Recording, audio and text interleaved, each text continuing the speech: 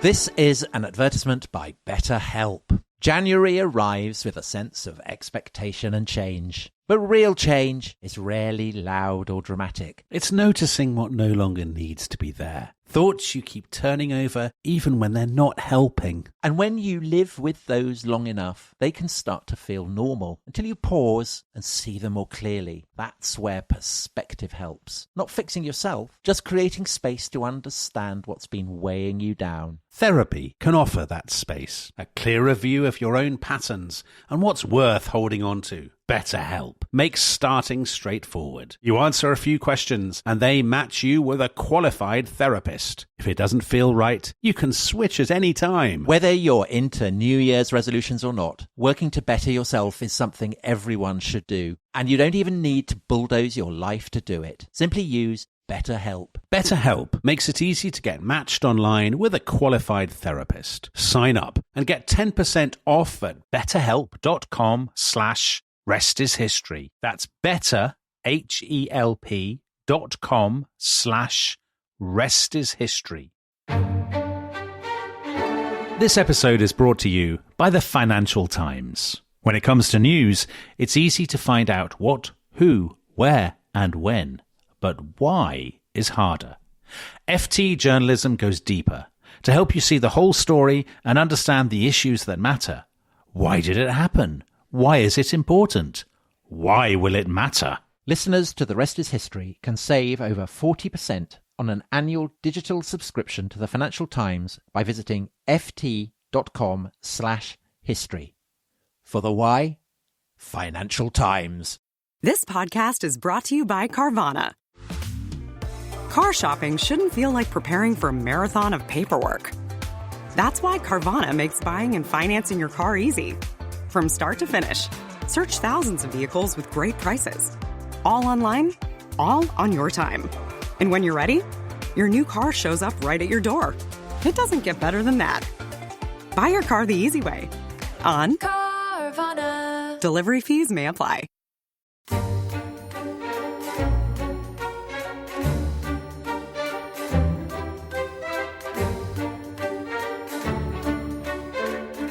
For while I have fingers to grasp a sword and eyes to see, your treacherous head is not safe on your shoulders, nor your daughter in her bed. That, Dominic Sandbrook, was Genghis Khan, as played by John Wayne. Tom, you definitely haven't had a stroke. No, I thought that was yet another masterly impression. As I said, John Wayne playing Genghis Khan, the role he was born to play in the 1956 film The Conqueror. Have you seen it? I haven't actually, Tom. I haven't done, and after that impersonation, I don't think I ever will. It's basically a Western. That's not how I imagined Genghis Khan sounding at all. Let's be frank. No, and I don't really imagine him looking like John Wayne either. No, that's true. So I don't know who to blame there, the producers or you. Anyway, so as listeners will probably have guessed, our theme today is Genghis Khan, or is that the correct way to pronounce it? Do you know what we need, Dominic, to advise us on this? I do, but before we bring our expert in, Tom, I will just say this. We in The Rest is History are not a podcast that does random shout-outs to schools across England. That is absolutely not our sort of modus operandi. However, if that school happens to be J.R.R. Tolkien's alma mater, and also the alma mater of our producer, Jack Davenport, then we take a very different line, don't we, Tom? We might make an exception with that. So this is a shout out to the pupils at King Edward's, Birmingham, Tom, who it turns out are great fans of The Rest is History and are intending to listen to this episode in their classrooms. Oh, that's wonderful. Which all children, I think, nationwide should be doing, frankly. Yes.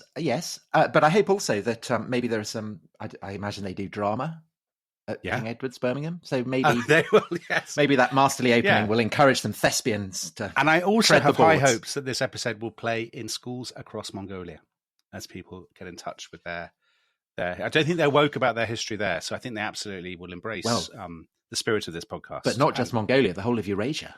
Well, that's because that, of course, is our theme, isn't it? Genghis Khan, the greatest conqueror of all time. Discuss. So we were going to bring in an expert, weren't we? And do you have such a person? I do. And he's very much a friend of the show. In fact, Dominic, he's the only person who has stepped into your shoes when you malingered with COVID. We welcomed to the show, not just so he'd previously been a guest. He did that brilliant episode on Persia. Then he stepped in to co-host with me the top 10 mistresses in history, and now he's back. It's the one and only Professor Ali Ansari, St Andrews University. Ali, welcome back. Thank you, and it's really good to be back. You know, the best of Central Asian warlords I have known. Yeah. So Ali, Genghis Khan, not yes. the correct pronunciation, right? It isn't actually. Well, as far as we can tell, because actually the more accurate pronunciation or rendition seems to be, and I dare say among Persian historians of the Mongol period, and it's actually Chengiz. It's a CH rather than a G.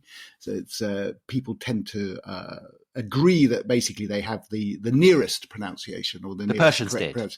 Yes, because you're saying the Persians pronounced it better than the Mongols? Yeah, Persian historians are really the ones that we can't do without, because a number of Persian historians, and one of them in particular, who I'll be quoting pretty liberally throughout here, was one of the ones who actually went to Karakorum and actually looked at the secret history and was actually invited to write a sort of an. So tell us about the secret history, because we should probably discuss this. I mean, Tom, we're not a PhD.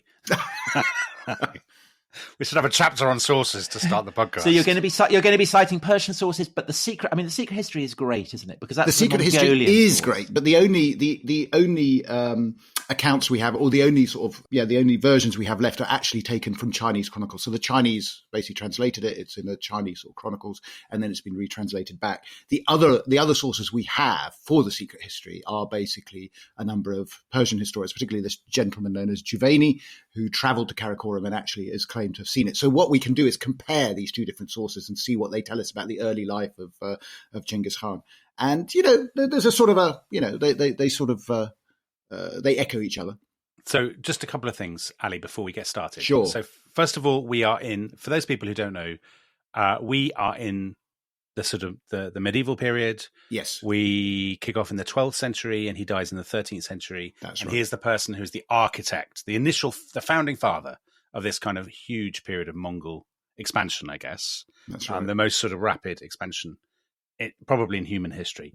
Now, the second thing I was going to say is, you talked about his name, Genghis, but that's not his original name, right? No, that's a title. It's an honorific. Yeah, it's an honorific. And you read various. I was always taught, I have to say, and I'm going to stick with this, that Genghis Khan actually means Lord of all those who dwell in felt tents. So this is an honorific that he gets in 1206 when he basically brings the Mongol Confederation, the tribes, together and begins the jolly of heading down into what is now China.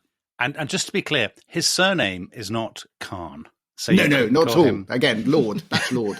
Yeah, Lord. Yeah. And it is one of the great banes, yes, that a lot of people tend to use Khan, because Khan is also a term that's used in Persian quite frequently just to mean Mr. these days. It's sort of slightly been diminished over the time. There's a lot of words that come in and seep in. But in those days, obviously, it means Lord. But his real name is Temujin. Temujin, blacksmith. So he's Smith. Yeah.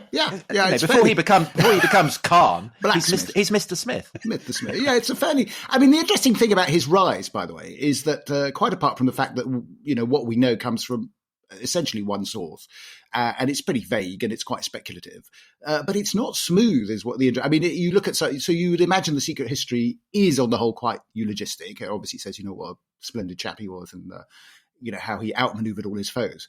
But it has to be said that he had a pretty rough time growing up. I mean, it wasn't all easy. So Ali, before we come to Genghis Khan himself, just the background. So the secret history says about the Mongols that they are descended from a deer and a blue-grey wolf. Yes. But there's a long line of descent, that at some point there's a mysterious glowing man who appears through a tent.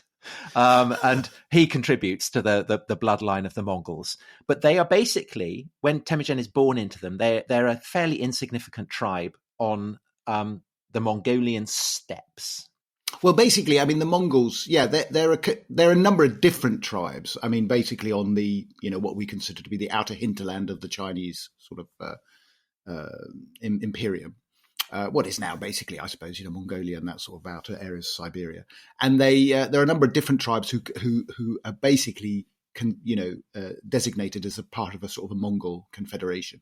I don't think you can devise them as one people. I mean, this is the interesting thing, is that what Temujin does is he basically welds them into a single group. He's not the first person to do it. I mean, there have been threats before, and the Chinese deal with them in various ways, either through bribery or defeats and this sort of thing. What actually Temujin does, aka Genghis Khan, is basically not only wield them into a hole, if I can put it that way, but then ensure they have someone else to fight. I mean, that's the other thing. So he directs them elsewhere, and that keeps them all unified. Just before we start on Temujin's actual career, sure. The context for this. So you said that these are tribes who are nomadic. They live beyond the bounds of the Chinese Empire. So the Great Wall is basically, the various incarnations of the Great Wall. Various to keep them out. It's not quite. And they belong to the steppes. Yes, which are obviously not things that you go up if the lift's not working. They are thanks, huge, great plains, great plains, great grass. They're kind of grasslands, aren't they? Yeah. And they extend from the Pacific right the way up to Hungary. Yes. So this is the key thing to understand, isn't it, for the rise of the Mongols? In ecological terms, yes. I mean, because basically they're nomads, they're on horseback, although we can discuss also the nature of their horses, by the way. They're not quite, they're more ponies actually, but nonetheless, they need a particular environment in which to exist. So that is where they're most effective. And if you look at the expansion of the empire later, there is a sort of a slight correlation, obviously, about, where the steppe ends and where they sort of stop expanding, basically. And Ali, history is littered with examples, isn't it? Already, by the time that when Temujin is born, there have been tons of, the Avars, the Huns. Yes. There have been all these people who have swept, our friends, famously. The Pechenegs, friends of the show. The Cumans, all these kind of characters. They've, that trajectory. So that the story that we always tell about the Mongols and I can't help thinking of him as Genghis Khan. Yeah, sure. The way that the story is, the storm from the east, come out of nowhere, all that. Yeah. But they don't really come out of nowhere because, this has been done a billion times before. Am I wrong about that? No, it has been done. I think it hasn't been done quite on the scale that it's done on this occasion. That's the difference. And certainly, the interesting thing is the Chinese, or the various, Chinese authorities that we're dealing with, as China, as we know at this stage, is separated into separate kingdoms, but they have a particular modus operandi of dealing with these steppe tribesmen. And it's pretty effective, to be honest. That's the way they deal with it. And it's the same when you look at the Persian heartlands. They have a particular way of dealing with these sort of tribal hinterlands.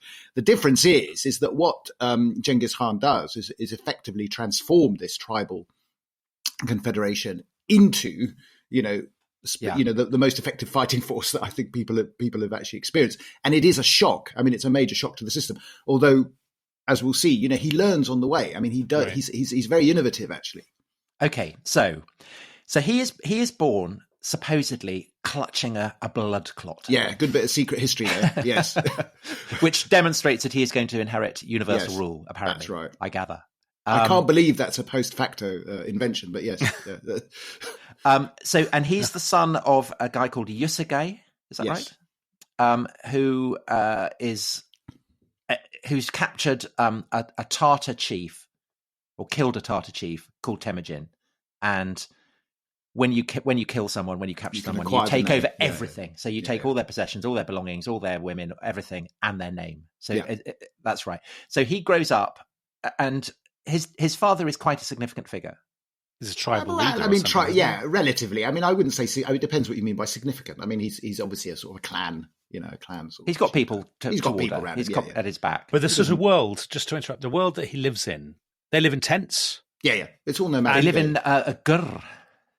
Say that again, please, Tom. I thought it was a yurt, but anyway, yes. No, I thought it was a yurt. They have it at the Edinburgh Literary Festival. They have a gur.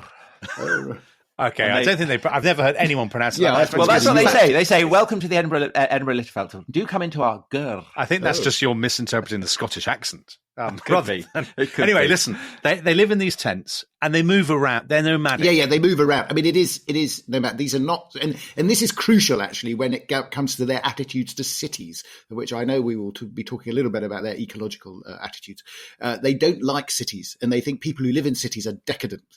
So and they don't like peasants, do they? They don't like peasants, farmers. They kind of despise they think that the only people they do like, interestingly, as you go on, are artisans, people who can actually do something for them.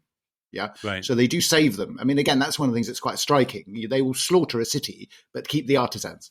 And Ali, I was intrigued to learn actors. Actors? Apparently, there were two rebel cities, and they spared the masons and the carpenters and the actors.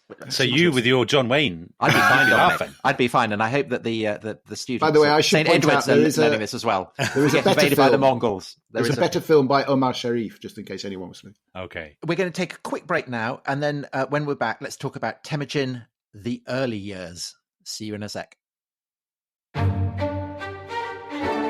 This episode is brought to you by the Financial Times. I think we both agree, Dominic, that in the clamour of countless voices competing to break the news and telling you the what, the who, and the where on these stories, there's often something missing, isn't there? There is, Tom, because I think to get a true understanding of any story, you really need to know why.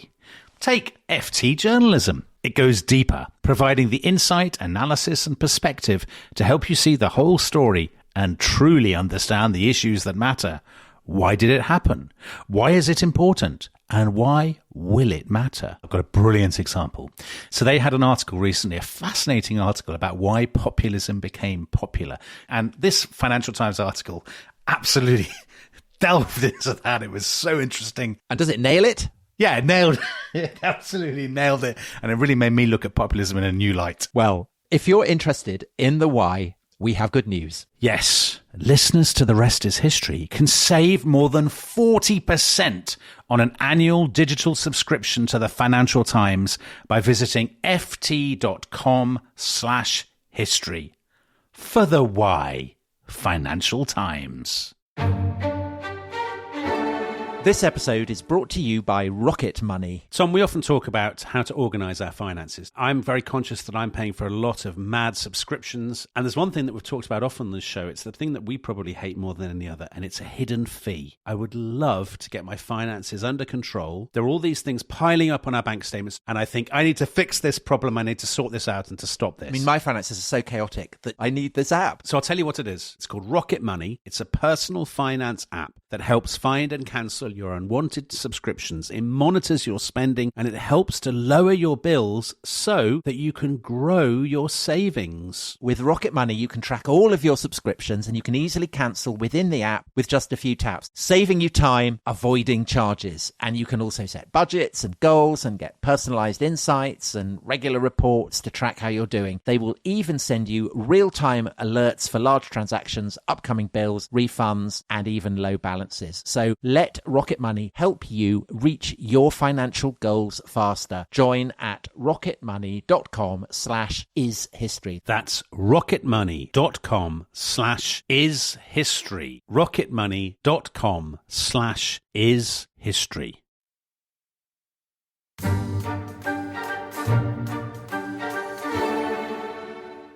Welcome back to The Rest is History. And now, Dominic, where are we up to in the life of Temujin? Temujin, he grows up. They have an arranged marriage. That's right, isn't it? Yeah, I think Borte is his main wife. And yeah. Played by Susan Hayward in. Get off the film. He's what, 9 years old when he's sent off to her. But he's sent off in preparation for the marriage, basically. So right. then when he reaches puberty, then he gets married. And so off he goes. And in the meantime, his father is poisoned by the Tatars. He's poisoned. Yeah. Again, bear in mind, this is all secret history stuff. We have no idea whether any of this is true, but there's no reason not to believe it. Just if it isn't true, is it conforming possibly to some formula, some expected formula of a kind of there is life? I mean, there are some tropes there. I mean, one of the things I found in the secret history, which is quite interesting, is that he's always got a very reverential attitude to his mother. I mean, right. and you have to sort of think about that. Why is the world conquering Genghis Khan so fearful of his mother? There's a trope. I mean, it's Nero, this idea Tom. that he's basically, he has a or Ted Heath. Yes. So there are great tropes conquerors of history. Yes. So he's been paired up with his future wife Borte, and also his childhood friend Jamaica. Yes. Who becomes his blood brother, and so that's another key figure. Yes. So these are absolutely. two key figures. And then as he gets older, basically it's a succession of peoples who piss him off. Yes. So the first people that Dominic just mentioned are the Tatars, who they host his father, they give him food, but they've poisoned it, and he dies several days later. And Genghis Khan comes back to take over from his dad's position. And the Mongols say, go away. We're not interested in you. No, that's interesting. Why do you think they would reject him? Because he's been away and he's been away. He's probably too young. He's not seen as someone who can really sort of carry the can in a sense. So, I mean, essentially it's a power play, isn't it? I mean, you've got to, I suppose, look at it in terms of tribal politics, which is sort of fairly common that, he's not someone who either they particularly knew or cared for. That's the argument. But of course, it also fits the narrative of his very, his struggle, actually, the struggle to achieve his destiny. I mean, you can see various novels coming out of that, but that's the, it is like a novel. I mean, it really is like a novel. It's, the archetype of myth. If you think about the great hero who suffers and has to pull himself up. He's born with nothing. That clot of blood in his hand. So that's his destiny. He's constantly being, disinherited, shall we say. He's not, but he fights hard.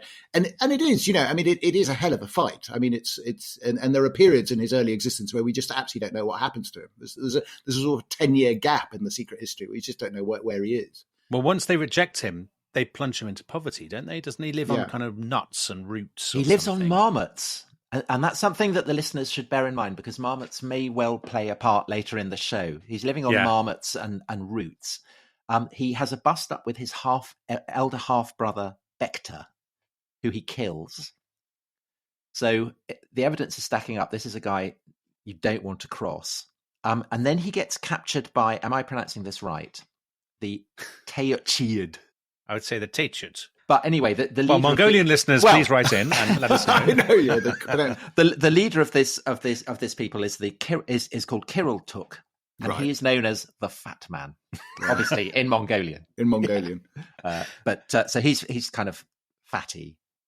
He's very large, and he is the guy who puts Temujin in a kind of portable stocks, so he becomes a kind of slave. And it's wearing the stocks, that brilliant passage that I read at the top of the show.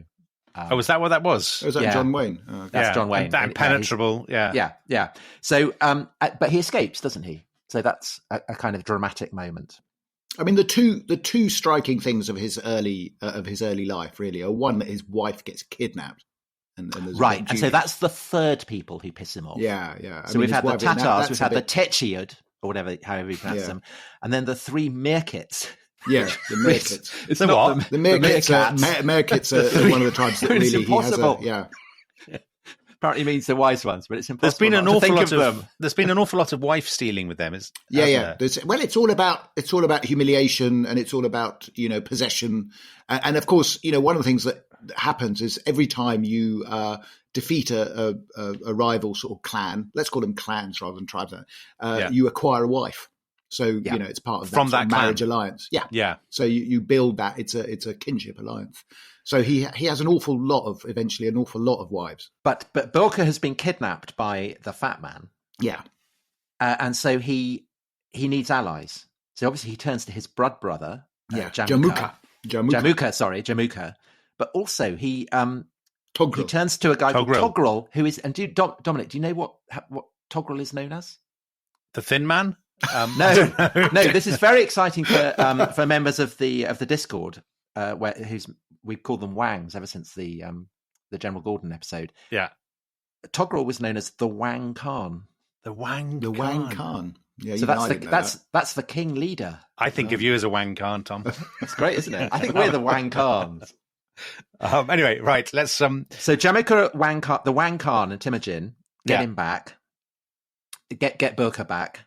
And basically, Temujin by now he's showing kind of charisma. Yeah, Berta.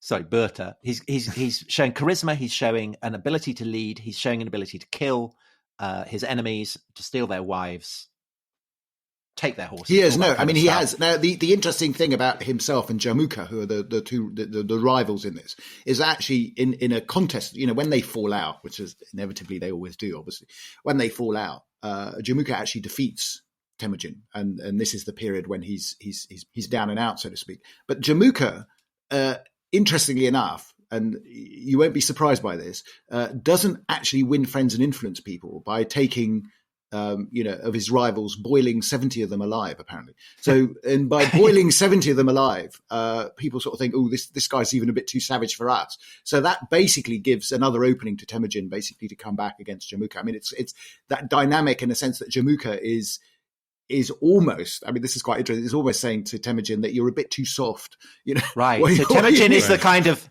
he's the centrist. He's the liberal Democrat. Of the Mongol in leaders. a sense, Temujin is saying, you've got to win friends and influence people, build a sort of a network. Jamuka's saying, no, this is all namby-pamby stuff. When you defeat your foes, you do it. And again, it's interesting that when when Temujin and Jamuka basically split, and a number of people betrayed Jamuka and basically moved to Temujin's side, Temujin doesn't like that. I mean, he basically says, you have betrayed your lord, and I'm not having anyone who's disloyal, with me. So he actually has them executed as well. I mean, it's quite interesting how he develops a very clear sense of, a loyalty network. And that's really quite distinctive about him. I mean, and the contrast with Jamuka is interesting in that respect. Question, Ali, before we press on with the narrative. So there's quite it's quite odd, I would say, that Temujin he's been very poor and he's been living on these marmots and nuts and stuff. Yeah. But he's nevertheless able to raise an army of thousands of men to defeat his enemies, almost sort of out of nowhere. Now, is that because they respect his bloodline, or is it, or is there something that we're not being told in the source? Well, I think there's something we're not being told in the sources. I mean, obviously they're playing up his weakness because it adds to the dramatic narrative of his reemergence. But I think it's also his bloodline, his charisma, and his ability to win the loyalty of people. If you look at some of the accounts, I mean, albeit of course the later accounts, even the Persian accounts, they sort of argue that he has a political mastery. I mean, he knows how to win people over, and they compare him, with Alexander and people like that. They sort of say he is the new, very much the new Alexander, the new this.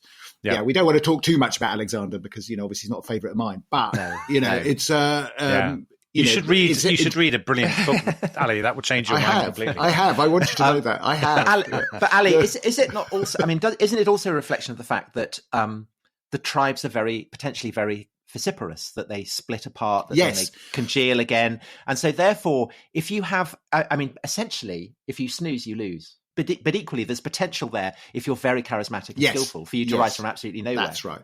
If you start to gather a few people around you, then exponentially you'll start to get more and more. And if you can keep going, if you can absolutely, it's kind of like a computer game. If you can get to level 36, then you've got all the tribes underneath you. Well, I mean, the key element here is also this notion of blood brother, by the way. I mean, so what he does, previous sort of like Jamuka and others, focus very, very much on the sort of kinship ties of their various clans and tribes and so on and so forth. What Temujin does actually is he brings different groups together and he creates blood brothers. And, he almost invents relationships. So people say that, one of the secrets of his success is not to spend too much time thinking about kinship, loyalties. It's about, they use the term meritocracy. I think it's a bit much, but nonetheless, he's promoting people or bringing people towards him on the basis of what they can do and their abilities. And of course, what that means is that you're naturally, if people think that by siding with Temujin, you're certainly not going to be boiled in a vat of water or whatever, or a vat of oil for, there's an attraction to it. There's some benefit to that. And then he can turn their loyalty to other uses. So you're quite right about sort of building that momentum, and he keeps that momentum up by building different links. So what you find is also in the military organization that he builds, which is based on a sort of a decimal system, by the way. I mean, it's very sort of, he essentially creates new groupings.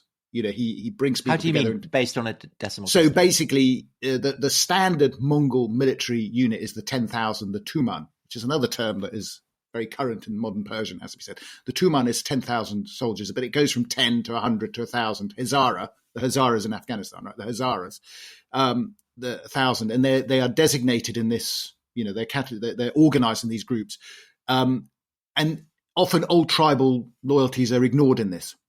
You see, they're brought together in different. Right. You see what I mean? I have a question. Sure. About that. So that who that reminds me of that we've done in the show is Muhammad. Not Alexander. No, it's Muhammad. Oh.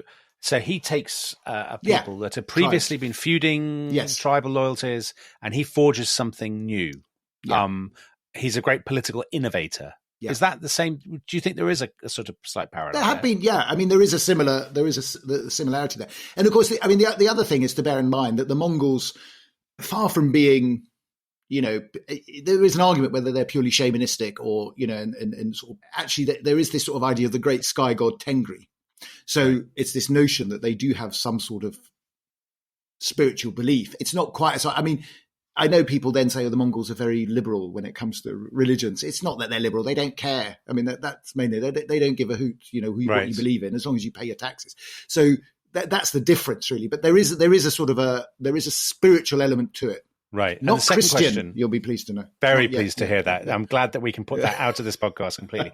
Now, the second thing I was going to say was, so when Muhammad and, the Arab conquest happened, I mean, one reason that historians say for that is they say, well, it's partly because the neighbors are weak, but it's also because there's been all kinds of kind of technological and political crossover from their neighbors to prepare the ground before that. Yeah. Is that also happening in the world that young Temujin is growing up? So are they getting lots of new stuff from China, or are there lots of contacts that weren't there before, or is it a kind of unchanging world? Well, I mean, that's an interesting question, because actually one of the things that the Mongols are bad at to begin with is siege warfare.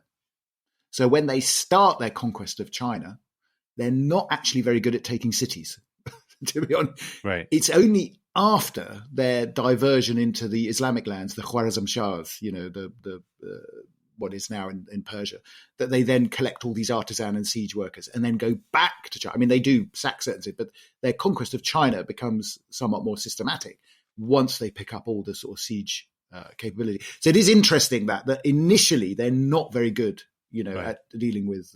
Ali, is it not the case? I mean, they have the composite bow, which is absolutely devastating weapon. Yes. I mean, it fires arrows faster and to more lethal effect than, say, the longbow. Yes. It's and you can fire it from a horse, and they grow up, and that makes them an absolutely lethal force. It's a mobile platform. But there is the argument, isn't there, that Genghis Khan launches his campaigns basically just in the nick of time, because it's just before the arrival of gunpowder. Oh yes, absolutely. So yes. A few more decades. Yes, they wouldn't have been able to do it because gunpowder would have put paid to them. Although, I mean, of course, the composite bow is probably a much more effective weapon than the early musket. I mean, it's just a question of who can use it. To be able to use the composite bow on horseback requires years of training, obviously, which you don't need if you're using the musket. So that's absolutely right. I mean, the gunpowder empires really put an end to the nomad. But those first muskets, as you say, Ali, I mean, they're more likely to go off in your face, aren't they? Yeah.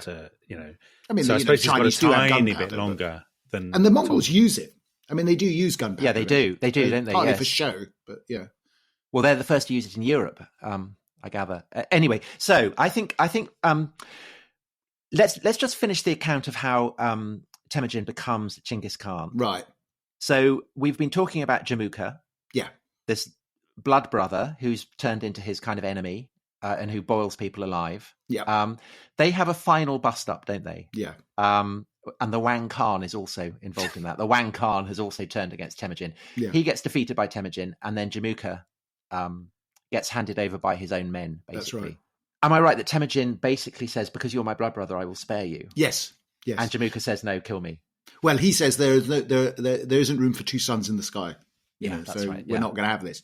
But again, it's interesting. The point you make there is again quite interesting and a bit of an insight into Temujin's charisma in a sense that Jamuka's own men hand him over. I mean, it's quite they decide we know who's on the up here. So again, his political skills, isn't it, rather than just martial prowess? Yes, absolutely. And I mean, I think one of the things we need to get away from is really this notion that the Mongols are purely military achievement. I mean, they're quite politically savvy actually in what they do. And so what he says, you're my blood brother, I'd much rather sort of be with you. And whatever Jamuka says, absolutely, there can't be two suns in the sky. But he says the only thing is, execute me, but I don't shed my blood. I mean, this is the thing. So it's again, something that's quite common, as to be said, that you don't shed basically royal blood. By shedding royal blood. So how do they kill him? So they put him on I think they break his back on a wheel. I mean, it's a sort of a wheel thing, and they break his back. Yeah, that's not a good way to go. And the other ways that we'll see later, if you see, is obviously in the Middle East is one of the famous ones is wrapping the caliph up in a carpet and trampling him to death. Yeah. So it's to make. I mean, I'm not sure that means he doesn't bleed, by the way, but maybe you don't see it. It's not. Yeah. Okay. So that 1206. Yeah. Jamukha is killed. He's then declared. Genghis Khan, lord of all who dwell in felt tents. And that's really the pivotal. He is now in charge of the Mongol Confederacy. He has this huge military potential. He's politically top dog. Now, what most Chinese and other observers say is now's the time when they start fighting each other and it all dissipates. But not in this case, basically. Right. A coiled spring. Exactly. Right. I think we should leave it here for today, but we will be back tomorrow with Ali Ansari and Genghis Khan. We will launch the Mongol conquests and see what Chinggis does next. See you tomorrow.